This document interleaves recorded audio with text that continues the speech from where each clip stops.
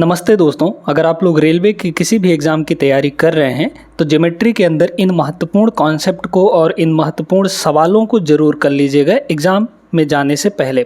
आज के क्लास में हम लोग बेहतरीन कॉन्सेप्ट के बारे में बात करेंगे ज्योमेट्री के, जो कि आपके एग्ज़ाम में हमेशा पूछे जाते हैं, बार बार पूछे जाते हैं ये कॉन्सेप्ट पर बेस्ड सवाल, ठीक है ना। तो बहुत बेहतरीन तरीके से आज हम लोग ये क्लास करेंगे, इसलिए पूरा वीडियो शुरू से अंत तक ज़रूर देखिएगा। वीडियो अगर पसंद आएगा तो लाइक भी कर दीजिएगा और जो चैनल पर नए हैं वो सब्सक्राइब भी कर लीजिएगा।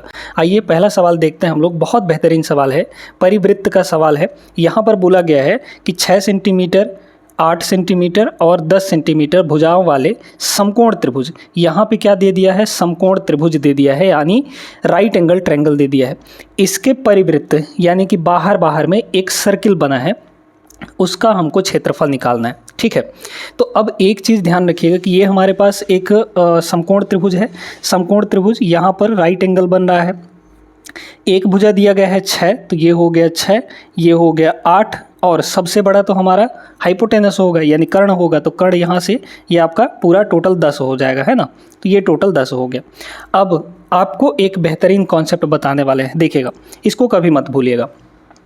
आपको याद होगा कि अगर ये हमारा व्यास है, ठीक है, अगर ये हमारा व्यास है तो इस व्यास के, व्यास मतलब डायमीटर, इस डायमीटर के दोनों पॉइंट से वृत्त की परिधि पर कहीं पर भी एक एंगल बनाया जाए तो वो एंगल 90 डिग्री का होता है।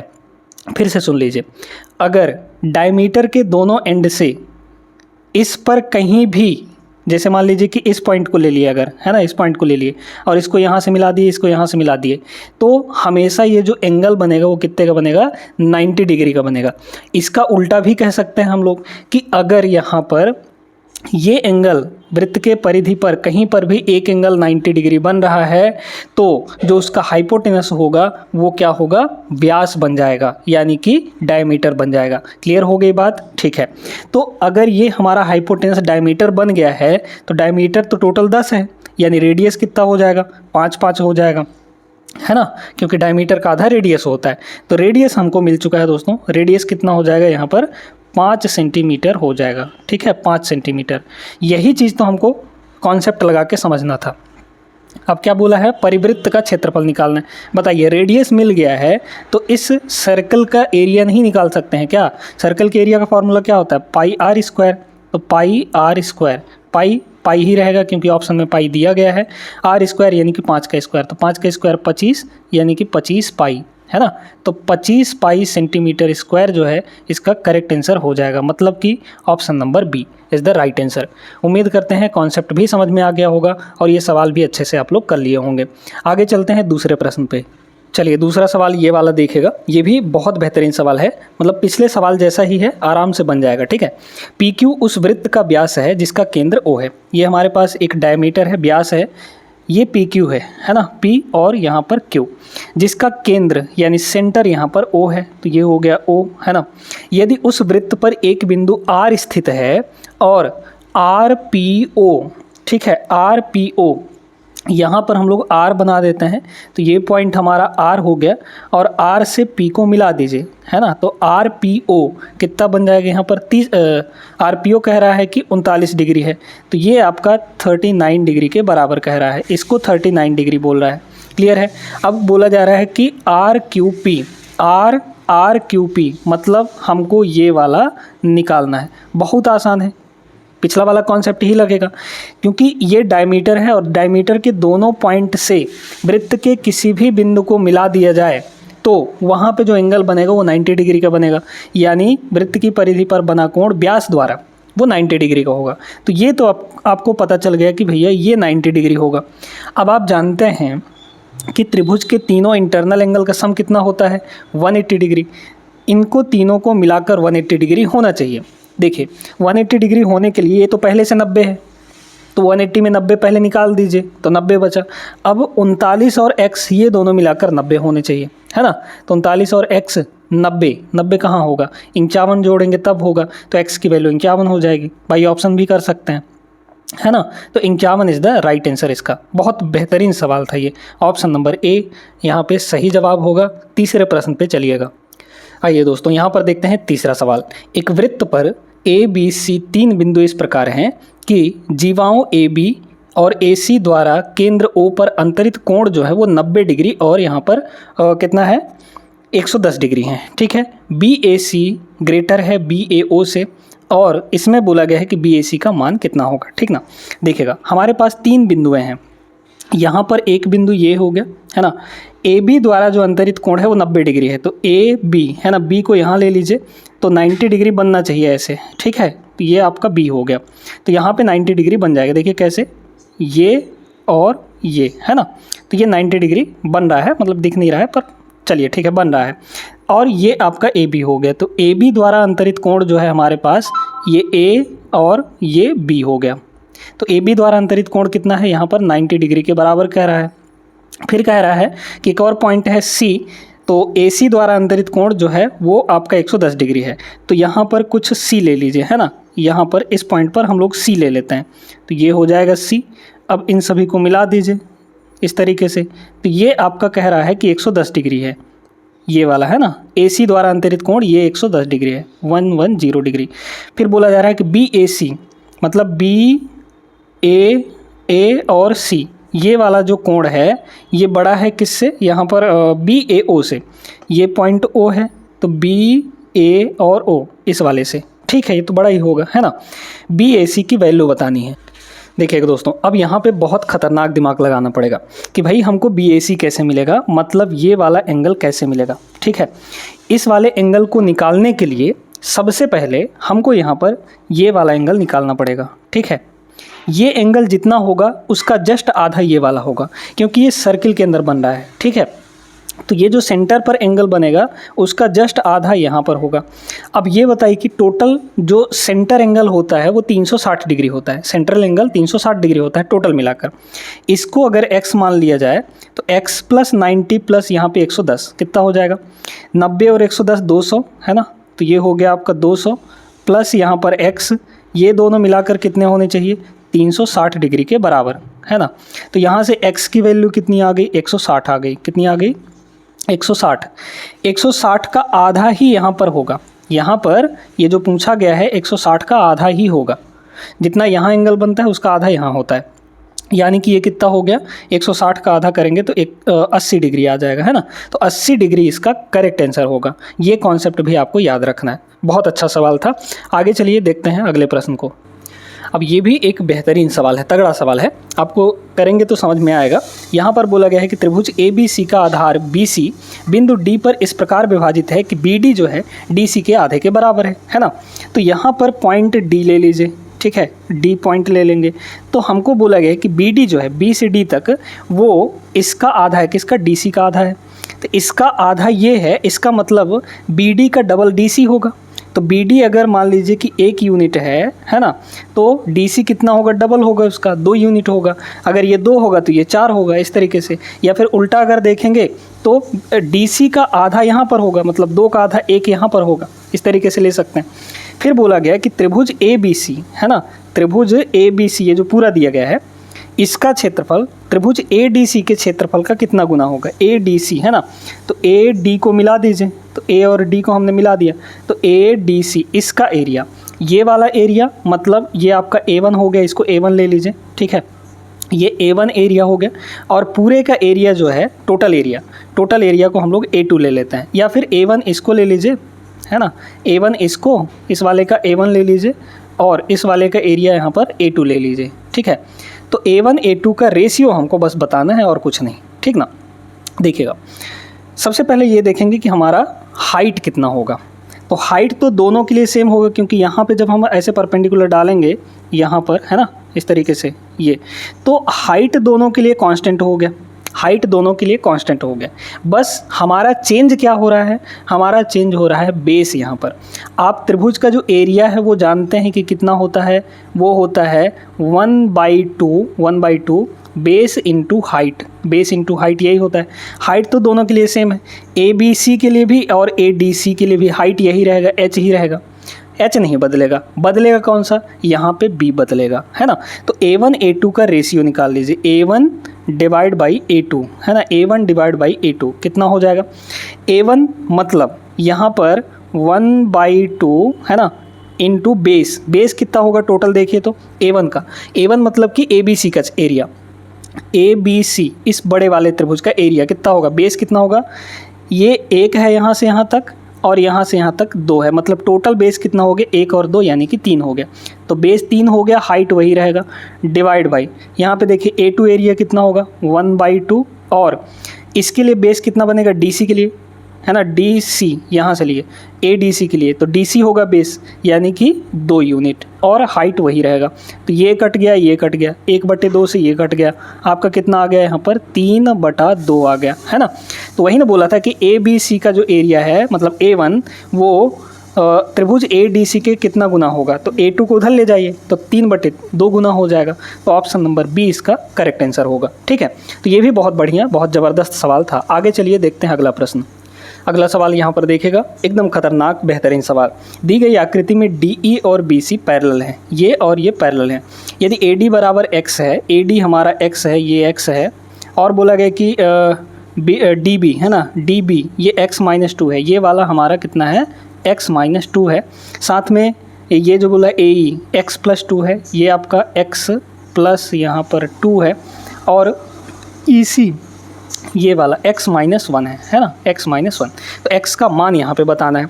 अब इस चित्र को देखकर आप थोड़ा ये समझिए कि भाई यहाँ पर दो समरूप त्रिभुज बन रहे हैं, दो समरूप त्रिभुज बन रहे हैं। कैसे कैसे, एक बन रहा है ADE ये छोटा वाला, एक बड़ा वाला ABC ये बड़ा वाला त्रिभुज, ये दोनों समरूप हैं। क्यों? क्योंकि कुछ चीज़ें तो कॉमन है यहाँ पर, लेकिन ये और ये दोनों पैरेलल हैं, इसका मतलब समरूप हो गए, यानी कि एक जैसे दिखने वाले त्रिभुज, एक जैसे दिखने वाले यानी कि समान रूप है इनका। तो समरूप त्रिभुज या समरूप आकृतियों की जो करस्पॉन्डिंग साइड्स होती हैं उनका रेशियो बराबर होता है ना। ये चीज़ हमेशा ध्यान रखिएगा कि समरूप त्रिभुज में करस्पॉन्डिंग साइड्स का रेशियो इक्वल होता है, यही कॉन्सेप्ट यहाँ पर लगेगा।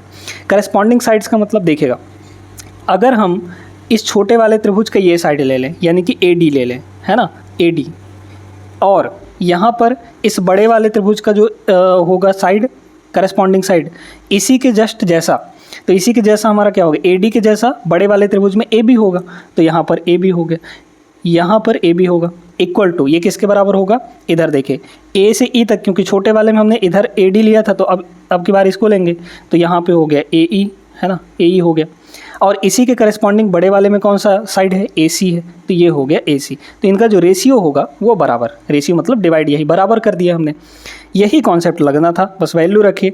तो AD कितना है x, ये हो गया x अपॉन ये हो गया टोटल है ना, यहाँ से यहाँ तक टोटल देखेंगे हम लोग तो कितना हो जाएगा बताइए, क्योंकि AD x है और A से B तक यहाँ पर x और x-2 है, तो कितना हो जाएगा यहाँ पर x प्लस x-2 यानी कि 2x-2, 2x-2 equal to AE कितना होगा x+2 है, तो ये हो गया x+2, और इधर भी टोटल लेंगे तो x+2 और यहाँ पे x-1 दोनों को जोड़ेंगे तो 2x-1 आ जाएगा है ना, 2x और ठीक है सॉरी +1, क्योंकि 2 में से 1 घटेगा तो 1 आएगा, तो ये हो गया।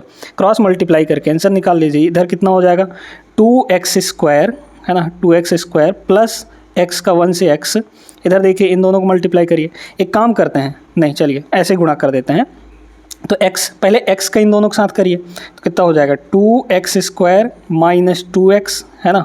अब 2 का इनसे गुणा कर दीजिए क्योंकि दोनों का गुणा होना है, तो +2 का गुणा करेंगे यहाँ तो हो जाएगा प्लस का 4x और माइनस का 2 दूना 4, काट पीट लीजिए, ये तो ख़त्म ही हो गया है ना, ये तो ख़त्म ही हो गया। इधर देखिए ये कितना होगा, तो ये आपका हो जाएगा 4x में से 2x घटेगा तो 2x बचेगा है ना, और इसको इधर ले आई तो 2x इधर बचा और ये +x उधर जाएगा -x हो गया और ये -4 इधर आ जाएगा, तो x की डायरेक्ट वैल्यू यहाँ से हमको दिख रही है 4 के बराबर।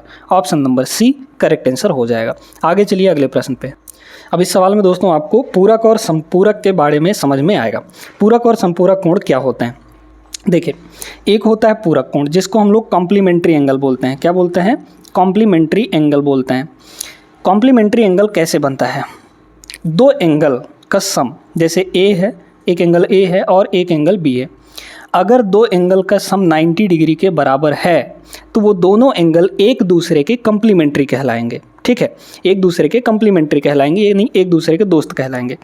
तो कंप्लीमेंट्री यानी इसको हिंदी में बोला जाता है पूरक, है ना, इसको क्या कहते हैं, पूरक कोण। तो पूरक कोण वो होंगे जिनका सम 90 डिग्री के बराबर होगा। जैसे मान लीजिए कि अगर हमारे पास एक एंगल 30 डिग्री का है तो दूसरा एंगल कितना होना चाहिए कि वो 90 बन जाए, तो कितना हो जाएगा हमारा 90 माइनस 30 हो जाएगा दूसरा एंगल, यानी कि 60 डिग्री हो जाएगा। तो दूसरा एंगल कितना बनेगा, 90 माइनस 30 बनेगा, है ना, जो कि ये 60 डिग्री के बराबर होगा। क्लियर हो गया। तो अगर एक कोण हमारा थीटा है तो दूसरा पूरक कोण कितना होगा, इसका पूरक कोण कितना हो जाएगा, 90 माइनस थीटा हो जाएगा। ठीक है, जैसे यहाँ पे देखें 30 है तो दूसरा क्या होगा, 90 माइनस 30 हो गया, यानी कि 60 डिग्री होगा। क्लियर हो गया। तो ये दोनों आपके पूरक कोण हो गए। संपूरक में क्या होता है, अब संपूरक को कहते हैं हम लोग सप्लीमेंट्री एंगल, है ना, सप्लीमेंट्री एंगल। तो सप्लीमेंट्री एंगल क्या होते हैं कि जिनका सम 180 के बराबर हो, कंप्लीमेंट्री में 90 डिग्री और सप्लीमेंट्री में 180 डिग्री, है ना। तो जैसे x और y ये दोनों मिलकर अगर 180 डिग्री हो जाते हैं तो x और y दोनों एक दूसरे के सप्लीमेंट्री एंगल कहलाएंगे, यानी कि समपूरक कोण कहलाएंगे। तो जैसे अगर एक एंगल आपका 100 डिग्री है तो दूसरा एंगल कितना होना चाहिए इसका साथ देने वाला, जो कि 180 के बराबर हो जाए, तो 80 होना चाहिए, 80 होना चाहिए। यानी कि इसके लिए हम लोग क्या करेंगे, कंप्लीमेंट्री एंगल निकालने के लिए 180 माइनस 100 कर देंगे यहाँ पर, तो कितना आ जाएगा 80 के बराबर।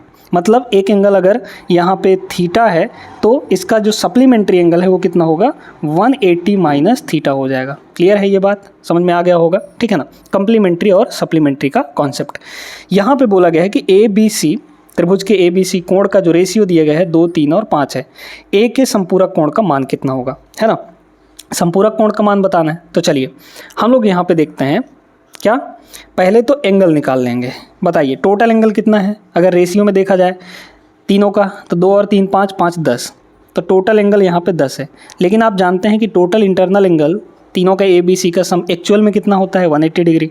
तो 10 की वैल्यू 180 डिग्री, यानी 1 की वैल्यू 18, है ना, 1 की वैल्यू कितनी हो गई, 18 डिग्री। आपको A चाहिए क्योंकि A का ही संपूरक बोला है, तो A चाहिए, A निकाल लीजिए। एंगल A कितना हो जाएगा, एंगल A 2 यूनिट है, तो 1 की वैल्यू 18, तो 2 की वैल्यू यहाँ पर 36 हो जाएगी, है ना, ये हो गया। तो एंगल A तो मिल गया। अब इसका सप्लीमेंट्री निकालिए, सप्लीमेंट्री ऑफ, है ना, सप्लीमेंट्री ऑफ एंगल A कितना हो जाएगा, सप्लीमेंट्री यानी कि जो इसको 180 के बराबर बना दे, है ना, जो इसको 180 के बराबर बना दे। मतलब निकालने के लिए हम लोग क्या करेंगे, 180 माइनस 36 कर देंगे, तो यहाँ पे हो गया 4 और 17 में से 3 गया, यहाँ पर हो गया 14, मतलब 144 डिग्री। तो 144 डिग्री इसका करेक्ट आंसर होगा, माने कि ऑप्शन नंबर सी। उम्मीद करते हैं कि ये क्वेश्चन बहुत अच्छे तरीके से आप लोग समझ गए होंगे और इसका कॉन्सेप्ट भी सीख गए होंगे। अगला सवाल यहाँ पर देखिएगा, ये बहुत बढ़िया सवाल है और ऐसा कॉन्सेप्ट हम आपको सिखा भी चुके हैं, है ना। तो दिए गए रेखा चित्र में PO जो है और OQ APQ के परिवृत्त की त्रिज्याएं हैं, ठीक है। यदि PAQ 38 डिग्री है, PAQ 38 डिग्री है, तो PQO मतलब ये हमको बताना है, जहाँ पे प्रश्नवाचक चिन्ह लगा हुआ है। तो देखिए यहाँ पर परिवृत्त बना है, तो इस परिधि पर जो कोण बनता है उसका जस्ट डबल सेंटर पे बनता है, आप सभी जानते हैं, है ना। जबकि ये आपका सेम यहाँ पर जीवा से खींचे गए हो, सेम कॉर्ड है, यहाँ पर PQ जो है सेम कॉर्ड है, इस सेम कॉर्ड से आपका सेंटर पर भी एंगल बनाया जा रहा है और वृत्त के परिधि पर भी, यानी कि सरकमफेरेंस पर भी आपका एंगल बनाया जा रहा है। तो यहाँ का आधा किस पे होगा, सरकमफेरेंस पे, या फिर इसका उल्टा अगर कहेंगे तो सरकमफेरेंस का डबल कहाँ पे होगा, सेंटर पे होगा। तो सेंटर पे हमको एंगल मिल गया 38 का डबल, 38 दूना 76, मतलब यहाँ पे आपका 76 डिग्री होगा। अब मेन बात आती है कि ये हमको पूछा नहीं है, हमको ये पूछा है। अब आप ये बताइए कि जो OP है और OQ है ये दोनों क्या हैं, तो ये दोनों आपके रेडियस हैं, तो ये और ये आपके बराबर हो गए। जब बराबर हो गए तो त्रिभुज की एक प्रॉपर्टी होती है कि बराबर साइड्स के सामने वाले एंगल बराबर होते हैं। तो इसके सामने अगर यहाँ पर मान लीजिए कि x है, तो इस वाले के सामने यहाँ पर ये जो एंगल होगा ये भी x होगा। क्यों, क्योंकि इक्वल साइड्स के सामने के एंगल्स इक्वल होते हैं।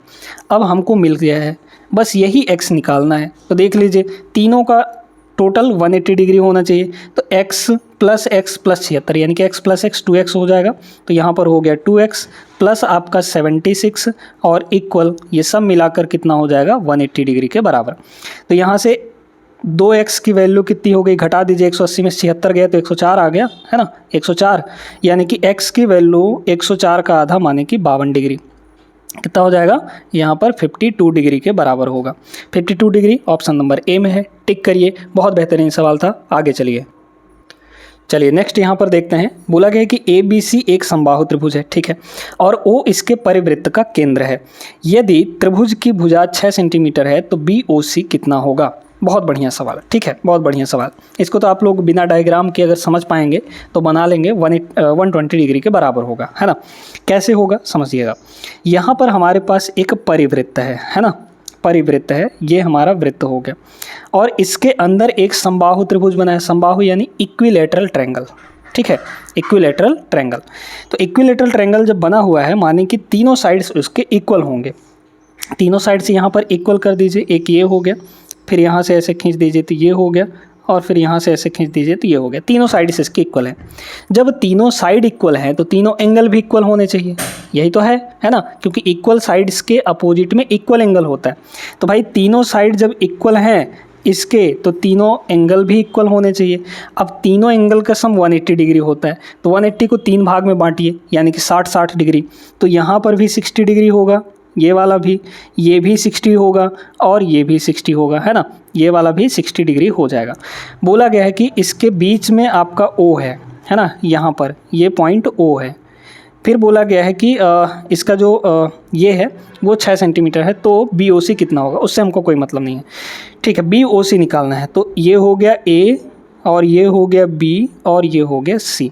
BOC निकालना है, मतलब B से O तक और O से C तक, ये हमको चाहिए। बताइए, सीधे सीधे नहीं बताए हैं क्या, क्योंकि ये आपका कॉर्ड हो गया BC। इस कॉर्ड पर 2 एंगल बनाए जा रहे हैं, एक सेंटर पर, एक सरकमफेरेंस पर, है ना। तो सरकमफेरेंस का डबल कहाँ पे मिलेगा आपको, सेंटर पे मिलेगा, तो बस डबल करना था आपको, है ना। तो 60 का डबल यहाँ पे हो जाएगा 180 डिग्री के बराबर। क्लियर है, तो यही तो पूछा है, BOC कितना होगा, 120 degree, BOC 120, option number C होगा। समझ में आया कि नहीं। चलिए आगे चलते हैं प्रश्न नंबर 9 पर। आइए दोस्तों, इसको देखते हैं क्या दिया गया है। यदि ABC बिंदु C पर समकोण बनाता है ना, जहां CD और AB परपेंडिकुलर हैं एक दूसरे के, ये परपेंडिकुलर का साइन है, एंगल 55 डिग्री है, तो ACD की वैल्यू बहुत सिंपल सा है, बहुत सिंपल सा है आपका ये, ठीक है। तो ACD, अच्छा, बिंदु C पर समकोण बनाता है, तो ऐसा तो होगा नहीं, है ना। यहाँ पे ACD का मान ही पूछा है, तो ACD अगर पॉइंट C पर ही बना रहा है समकोण तो 90 डिग्री होना चाहिए। यहाँ पे गलत है, इसको B कर लीजिएगा, है ना। ये बिंदु B पर समकोण बनाएगा, तो बिंदु B पर समकोण बनाने वाला एक त्रिभुज हम लोग यहाँ पे बना लेते हैं, ये हमारा है, ठीक है। चलिए, तो ये पॉइंट आपका B हो गया, और ये C हो गया, ये यहाँ पर A हो गया। CD है ना, CD और AB पैरेलल है। ये कैसे दिया है भाई, एक सेकंड, अच्छा ये ठीक दिया था, है ना, इसको रहने दीजिए, है ना, यहाँ पर ये ठीक ही दिया था। क्लियर है, तो यहाँ पर इसको हम लोग मिटा देते हैं, ये C ही है। चलिए C पर हम लोग बना लेते हैं, यहाँ पर ये C है, और ये इसको मान लीजिए A, तो ये हो जाएगा B, है ना, ABC हो गया। तो बिंदु C पर समकोण बनाता है, जहाँ पे CD AB के परपेंडिकुलर है, तो AB के परपेंडिकुलर यहाँ पर CD बना दीजिए, तो कुछ ऐसे बनेगा, ठीक ठीक ठीक ठीक, यहाँ पे ऐसे बनेगा, है ना। तो AB के परपेंडिकुलर हम लोग CD बनाएंगे, तो C से D तक ऐसे मिलाएंगे, जो कि परपेंडिकुलर होगा किस पर, यहाँ पर AB पर, इस तरीके से। तो एंगल A आपको 55 डिग्री दिया है, ये आपका 55 डिग्री है ना, 55 डिग्री। तो बोला गया है कि ACD कितना होगा, ACD, ये आपका पॉइंट यहाँ पर D है, तो ये एंगल हमको निकालना है। ये एंगल पता है कितना होगा, 90 डिग्री होगा, क्योंकि इधर का 90 तो इधर का भी 90। बहुत सिंपल सा प्रश्न था, आराम से बन गया होगा, ठीक है। तो देखिए ये निकालना है, तो ये 90, ये 90, सॉरी ये 55, तो तीनों का सम कितना होगा, 180 डिग्री। 180 में से 90 पहले निकालिए। अब 55 और ये x, यहाँ पे x मान लीजिए, 55 और x ये दोनों मिलाकर 90 होने चाहिए, ठीक है। तो 90 होने के लिए 55 में क्या जोड़ेंगे, तो 55 प्लस x, यहाँ पर 55 प्लस x ये होना चाहिए 90 डिग्री के बराबर, है ना। तो x की वैल्यू यहाँ से कितनी आ गई, 3, और ये हो जाएगा 5, यानी कि 35 डिग्री। तो 35 डिग्री माने कि ऑप्शन नंबर C होगा इसका। ठीक है, उम्मीद करते हैं दोस्तों कि समझ में आ गया होगा। और आज के क्लास में बस इतना ही। ये सारे सवाल आप लोग एक बार और प्रैक्टिस कर लीजिएगा, बहुत बेहतरीन सवाल हैं। इन्हीं पर बेस्ड सवाल आपको आगे आने वाले रेलवे के एग्ज़ाम में देखने को मिलेंगे। ये वीडियो अगर पसंद आई हो तो लाइक भी कर दीजिएगा और चैनल को बिना सब्सक्राइब किए नहीं जाना है अगर चैनल पर पहली बार आए हैं तो। मिलेंगे हम लोग अगले क्लास में ऐसे बेहतरीन कॉन्सेप्ट के साथ, तब तक के लिए जय हिंद।